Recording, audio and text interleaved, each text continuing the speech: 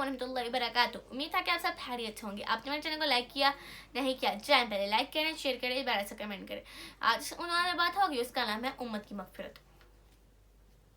एक मकाम पर हज़ूर रज़ियल्लाहु अन्हु ने इरशाद फरमाया, रमज़ान की आखिरी रात में मेरी उम्मत की मगफिरत हो जाती है। उम्मत की मगफिरत हो जाने का ये मतलब नहीं है कि इन लोगों को भी मगफिरत हो जाती है जो ना तो रोज़े रखें और ना दूसरे दिन का अहकाम की पैरवी करें, बल्कि ये मगफिरत उम्मत के उन लोगों की हो जाती है जो रोज़े रखते हैं और अहकाम की पैरवी करते हैं।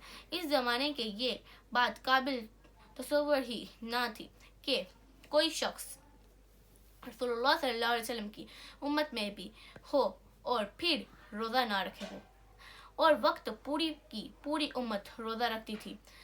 रमज़ान का सारा ज़माना खुदा की इबादत में गुजारती थी और हर तरह की बुराइयों से बचती थी और आम दिनों से बढ़कर नेकियां करती थी।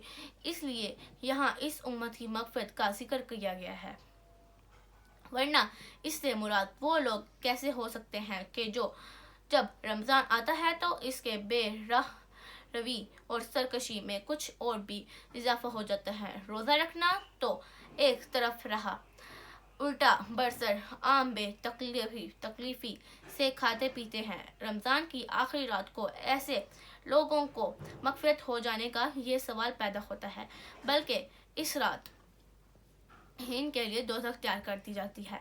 अस्तगफिरुल्लाह।